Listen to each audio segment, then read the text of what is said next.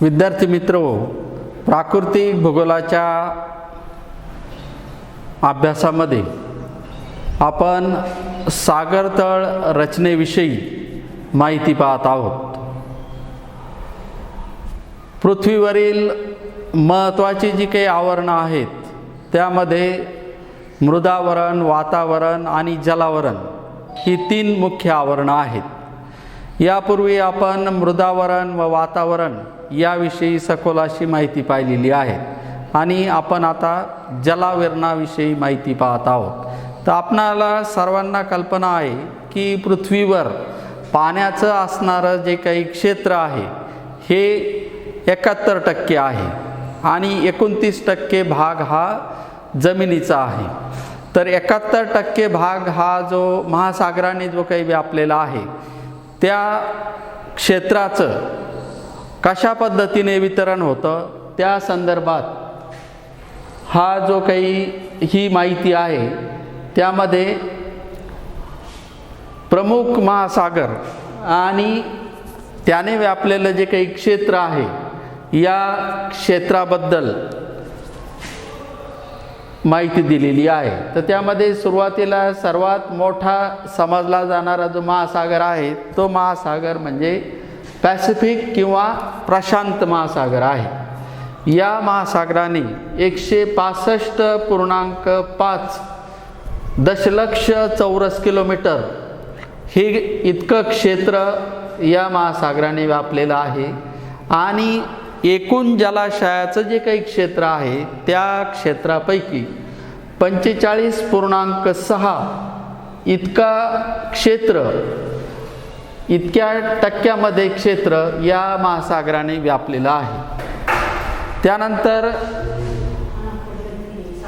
दुसरा जो महासागर आहे तो अटलांटिक महासागर आहे।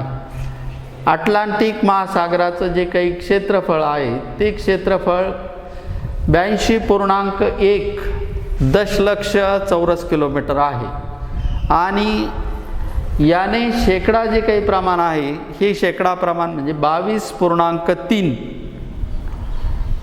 इतक्या प्रमाणात क्षेत्र एकूण जलाशयाच्या अटलांटिक महासागराने व्यापलेला आहे। त्यानंतर तिसरा महासागर जो आहे तो म्हणजे हिंदी महासागर। हिंदी महासागराने 73.6 दशलक्ष चौरस किलोमीटर इतकं क्षेत्र व्यापलेलं आहे आणि त्याचं एकूण क्षेत्रफळापैकी म्हणजे एकूण प्रमाण जे आहे ते प्रमाण 20.3 इतकं आहे।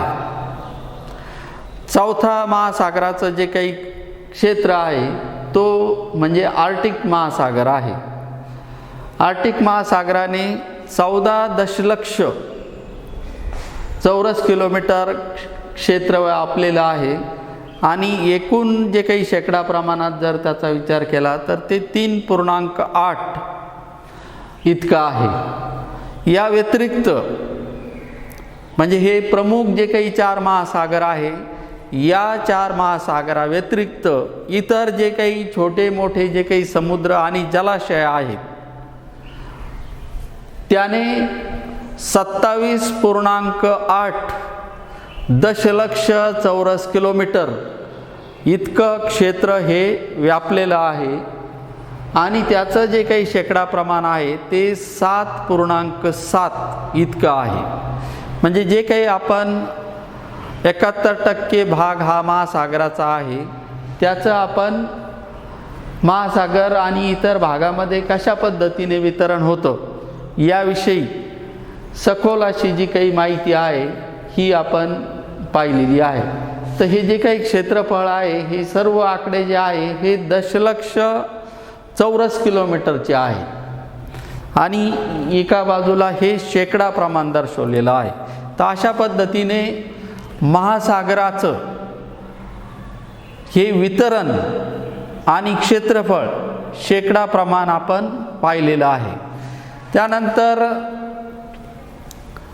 सागरशास्त्रामध्ये म्हणजे जलावरणाचा अभ्यास करताना दुसरा एक महत्त्वाचा भाग अभ्यासला जातो की ज्याला क्षेत्रोन्नती आलेख असं म्हटलं जातं.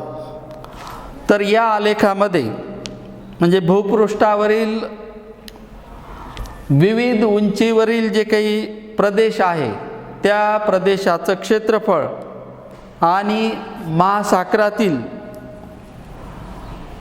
खोलीवर असणारे जे काही प्रदेश आहेत त्या प्रदेशाचं क्षेत्रफळ दर्शवलं जातं. अशा आलेखाला क्षेत्रोन्नती आलेख असं म्हटलं जातं. तर त्याच्या संदर्भात असणारा जो काही चार्ट आहे तो चार्ट या ठिकाणी समोर आपला दिसतो आहे. आणि त्यामध्ये म्हणजे जमीन आणि पाण्याचं वितरण, त्याच्यामध्ये जे काही रकाने आहे ते एका बाजूला जमीन आणि पाणी याचं वितरण, आणि त्यामध्ये उंची म्हणजे किती उंची, त्या उंचीनुसार असणारं क्षेत्रफळ आणि त्याचं असणारं शेकडा प्रमाण या आलेखामध्ये म्हणजे या आकडेवारीमध्ये दर्शवण्यात आलेलं आहे. तर सुरुवातीला जमिनीवरचं जे काही क्षेत्र आहे म्हणजे जमिनीवर आपणाला कल्पना आहे की जमीन ही सपाट नाही, जमिनीवर कमी अधिक अशा प्रकारची उंची आहे. म्हणजे जमिनीवर पर्वतीय भाग आहे, पठारी भाग आहे, मैदानी भाग आहेत. तर ही उंची जी आहे जमिनीवरची ही कमी अधिक अशा प्रकारची आहे.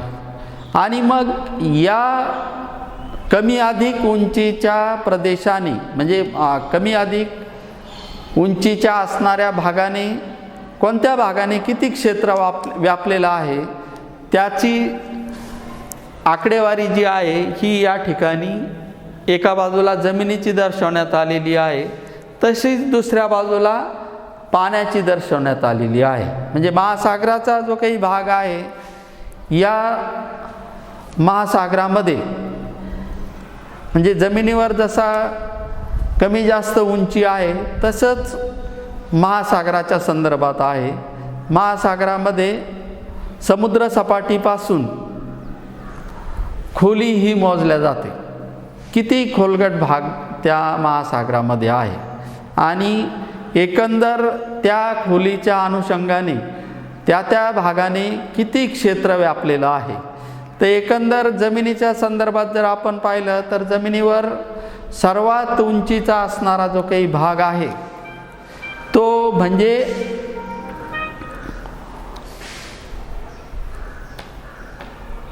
तो भाग म्हणजे हिमालय पर्वताचा आहे. हिमालय पर्वत हा नवनिर्वाचित पर्वत आहे आणि त्याचं असणारं जे काही सर्वोच्च उंचीचं जे काही शिखर आहे ते 8,848 मीटर उंचीचं आहे.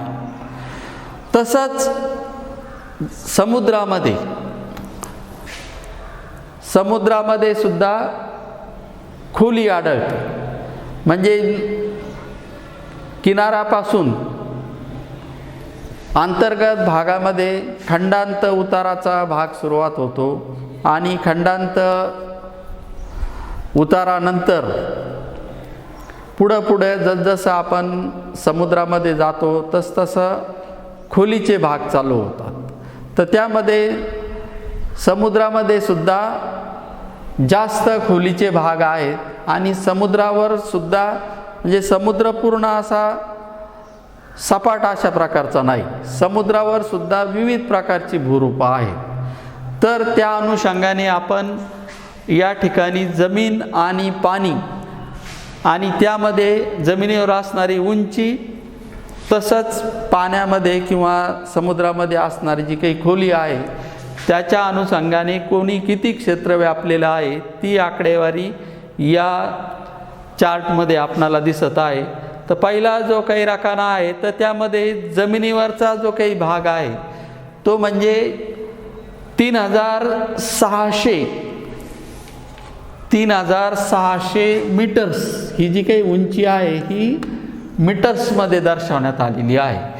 3,600 मीटर्सपेक्षा जास्त उंचीचा असणारा जो काही भाग आहे त्या भागाचं क्षेत्रफळ किती आहे तर ते 5.20 दशलक्ष चौरस किलोमीटर आहे.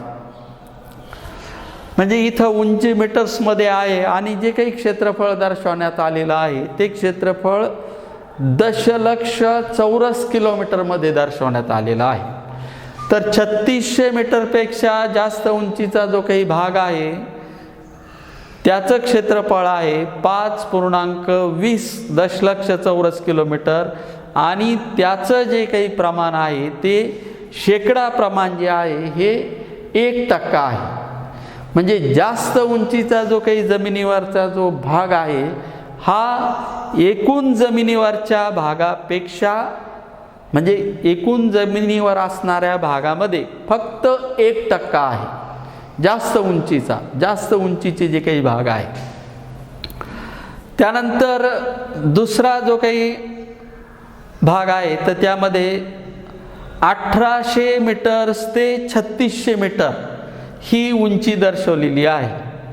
1800 मीटर्स ते 3600 मीटर या दरम्यान असणारं जे काही क्षेत्र आहे ते क्षेत्र आहे 10.40 दशलक्ष चौरस किलोमीटर इतकं क्षेत्र या ठिकाणी 1800 ते 3600 मीटर्स उंचीने व्यापलेलं आहे आणि त्याचं शेकडा प्रमाण हे 2% आहे.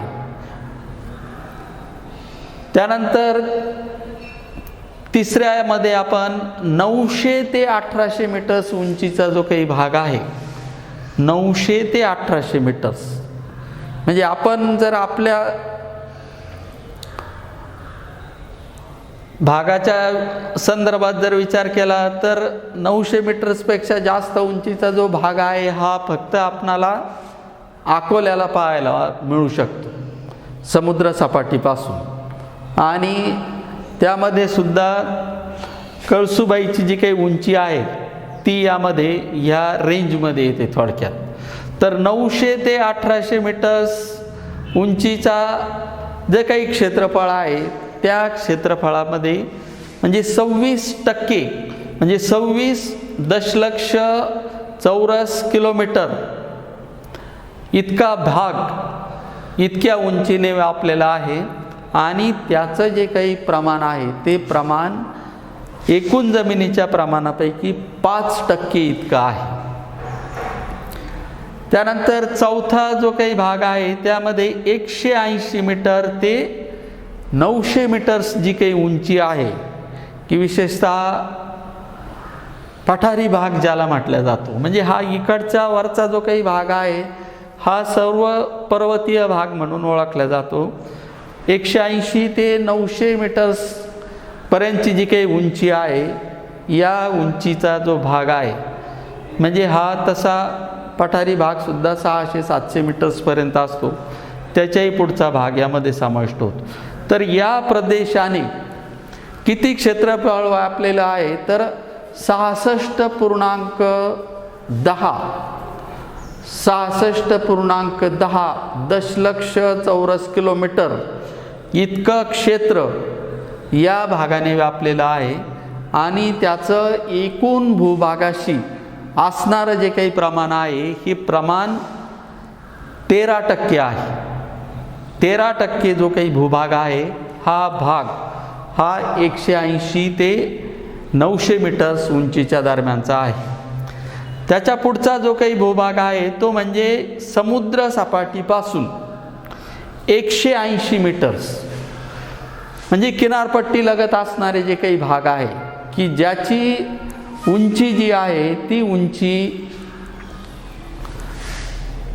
180 मीटर्स पर्यंत आहे.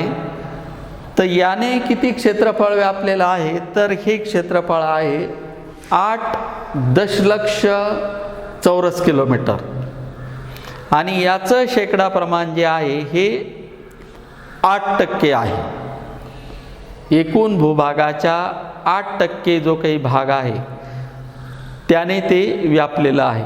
म्हणजे पृथ्वीवर आपणाला जे काही 29% क्षेत्र आपण म्हणतो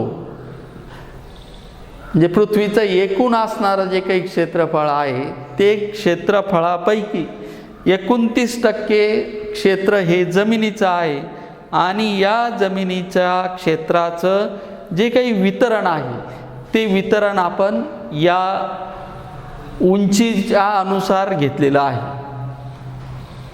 उंचीच्या अनुसार 29% जे काही क्षेत्र आहे त्याचं वितरण आपण पाहिलेलं आहे. तर त्यामध्ये 1% जो भाग आहे तो या ठिकाणी 3600 पेक्षा जास्त मीटर उंचीचा आहे. 1836चा 2% भाग आहे. 900 ते 1800 मीटर उंचीचा 5% भाग आहे. 180 ते 900 मीटर्स उंचीचा 13% भाग आहे आणि समुद्रसपाटीपासून ते 180 मीटर्सपर्यंत उंचीचा जो काही भाग आहे तो 8% इतका भाग आहे. अशा पद्धतीने जमिनीवरचं असणारं जे काही क्षेत्रफळ आहे पृथ्वीवरचं ते 115.70 दशलक्ष चौरस किलोमीटर आहे. त्यानंतर समुद्राची जी काही खोली आहे ती खोली या ठिकाणी समुद्रसपाटीपासून मोजतात. तर समुद्रसपाटी ही 0 मीटर उंची ही दर्शवल्या जाते. 0 मीटरच्या खाली 0 ते 180 मीटर्स पर्यंत उंचीचा असणारा भाग म्हणजे 180 मीटर्स खोली असणारा जो काही भाग आहे डेप्थ हा समुद्रामध्ये किती आहे तर तो 25.84 दशलक्ष चौरस किलोमीटर आहे आणि त्याचं जे काही प्रमाण आहे ते 5% आहे. म्हणजे समुद्राच्या किनारपट्टी लगत असणारा जो काही खोलीचा जो काही भाग आहे हा 25.84 दशलक्ष किलोमीटर इतका आहे. आणि हा जो भाग आहे हा अत्यंत महत्त्वाचा असा सागरी भाग आहे की ज्या भागामध्ये समुद्राची म्हणजे सूर्याची जी काही किरणं आहेत ही 17 ते 18 मीटर्स खोलीपर्यंत पोहोचतात. या भागामध्ये म्हणजे नद्यांनी वाहून आणलेला जो काही गाळ असतो तो गाळ या खंडांत उताराच्या भागावर साठतो आणि त्यामुळं विविध प्रकारची अन्नद्रव्य पोषक द्रव्य जी असतात ही या भागामध्ये नद्यांनी वाहून आणलेली असतात आणि याच भागामध्ये त्यामुळं प्लॅन्क्टनची वाढ होते आणि जे काही सागरी सृष्टी जी म्हणतात म्हणजे माशांपासून विविध प्रकारचं प्लॅन्क्टनपासून जे काही घटक आढळतात ते त्या दृष्टिकोनातून हे जे काही क्षेत्र आहे हे अत्यंत महत्त्वाचं असतं. तर याचं जे काही क्षेत्रफळ आहे ते 25.84 दशलक्ष चौरस किलोमीटर आहे. त्यानंतर जसजशी खोली वाढत जाते तसं 180 ते 900 मीटर्स खोलीचा जो भाग आहे हा जवळपास 18 दशलक्ष चौरस किलोमीटरचा आहे आणि त्याचं शेकडा प्रमाण जे आहे ते 3% आहे. म्हणजे 71% 3% भाग जो आहे तो 180 ते 900 मीटर्स खोलीचा आहे. 900 ते 1800 मीटर्स खोलीचा जो काही भाग आहे तो भाग 13.80 दशलक्ष चौरस किलोमीटरचा आहे आणि त्याचं शेकडा प्रमाण जे आहे म्हणजे 2% आहे म्हणजे 2 आहे.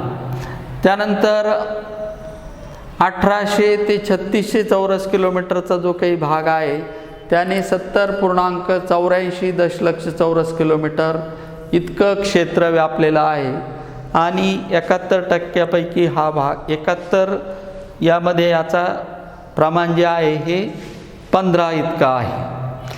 त्यानंतर 3600 ते 5400 मीटर्स खोलीचा जो भाग आहे तो भाग 208.76 दशलक्ष चौरस किलोमीटरचा आहे आणि त्याने 71% 41% क्षेत्र हे व्यापलेलं आहे. त्याच्याही पेक्षा जास्त खोलीचा जो भाग आहे तो 5400 मीटर्स किंवा त्याही पेक्षा जास्त खोलीचा जो समुद्राचा भाग आहे त्याचं क्षेत्रफळ 25.84 दशलक्ष चौरस किलोमीटर आहे आणि त्याने 5% इतकं क्षेत्र म्हणजे त्याचं शेकडाप्रमाणे 5% इतकं आहे. तर सर्वसाधारणपणे जर आपण या आकडेवारीवर जर नजर टाकली तर आपणाला असं लक्षात येतं की हा भाग सोडला तर 900 मीटर्सपेक्षा जास्त खोलीचे जे काही भाग आहे हे खोलीचे भाग समुद्रामध्ये जास्त आहे. 3600 पेक्षाही जास्त मीटर्स खोली असणारे जे काही भाग आहे, 1800 पेक्षाही जास्त खोली असणारा जो काही भाग आहे त्याचं प्रमाण जर पाहिलं तर 41 म्हणजे जवळजवळ 60 ते 65% जो काही भाग आहे म्हणजे ही एवढा भाग जर सोडला तर उर्वरित जो भाग आहे तो म्हणजे खोल महासागराचा भाग आहे. आणि खोल महासागराचे जे काही भाग आहेत हे खोल महासागराचे भाग म्हणजे मानवाच्या दृष्टिकोनातून अद्यापही म्हणजे मानवाच्या पोहोचण्याच्या पलीकडं आहे. म्हणजे अतिशय आधुनिक तंत्रज्ञानाचा वापर करून पाणबुड्याच्या साहाय्याने मानव त्या ठिकाणी जाऊन त्या भूभागाच्या संदर्भात माहिती माणसाने मिळवलेली आहे. पण जसं इतर भागामध्येच म्हणजे वरचा जो समुद्राचा भाग आहे या ठिकाणी आपण म्हणजे वाहतुकीसाठी त्याचा वापर करू शकतो किंवा वरच्या भागामध्ये मासेमारीसाठी त्याचा वापर करू शकतो. पण खोल महासागराचे जे काही भाग आहे ते अद्यापही मानवाच्या तशा पोचण्याच्या पलीकडचेच आहेत. तर अशा पद्धतीने या ठिकाणी जमीन आणि पाणी याचं एकंदर वितरण दर्शवणारा जो काही आलेख आहे त्या आलेखाला क्षेत्रोन्नती आलेख असं म्हणतात की ज्या आलेखातून आपणाला म्हणजे पृथ्वीवर मानवाच्या दृष्टिकोनातून उपयुक्त असणारे जे काही भाग आहेत हे किती आहेत आणि प्राकृतिक घटकाच्या दृष्टिकोनातून जे भाग म्हणजे मानवाच्या तशा आवाक्याच्या बाहेरचे आहेत हे क्षेत्र याच्या संदर्भात विविध प्रकारचा जो काही अभ्यास आहे हा अभ्यास आपणाला या आकडेवारीच्या माध्यमातून म्हणजे कळू शकतो, समजू शकतो. म्हणजे पुन्हा जर याच्याकडे जर आपण नजर पाहिली तर हा किनारपट्टीचा जो काही भाग आहे जमिनीवर हा किनारपट्टी लगत असणारा जो काही भाग आहे हा भाग सपाट मैदानी भाग म्हणून ओळखला जातो. आणि जगातील सर्वात जास्त लोकसंख्येचं जे काही केंद्रीकरण आहे हे केंद्रीकरण या भागामध्ये झालेलं आहे. पुन्हा या भागाचा जर विचार केला तर किनारपट्टी लगत असणारा जो काही 180 मीटर खोलीपर्यंतचा जो काही भाग आहे हा भाग म्हणजे 25.84 दशलक्ष चौरस किलोमीटर असणारा जो काही भाग आहे हा मानवाच्या दृष्टिकोनातून तो सुद्धा अत्यंत महत्त्वाचा आहे. याच्या व्यतिरिक्त असणारी खोली आणि याच्या व्यतिरिक्त असणारी जी काही उंची आहे ही उंची मानवाच्या दृष्टिकोनातून म्हणजे तशी प्रतिकूल अशा प्रकारची आहे.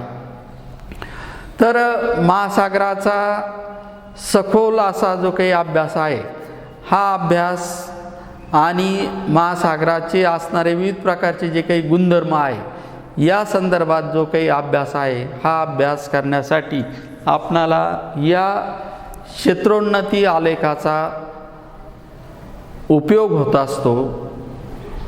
त्यानंतर आपण समुद्रामध्ये असणारी जी काही खोली आहे आणि त्या खोलीच्या अनुषंगाने कोणकोणत्या प्रकारचे भू आकार त्या संदर्भात असणारं जे काही वर्णन आहे, त्या संदर्भात जी माहिती आहे ही आपण पुढच्या तासाला पाहू. थँक्यू.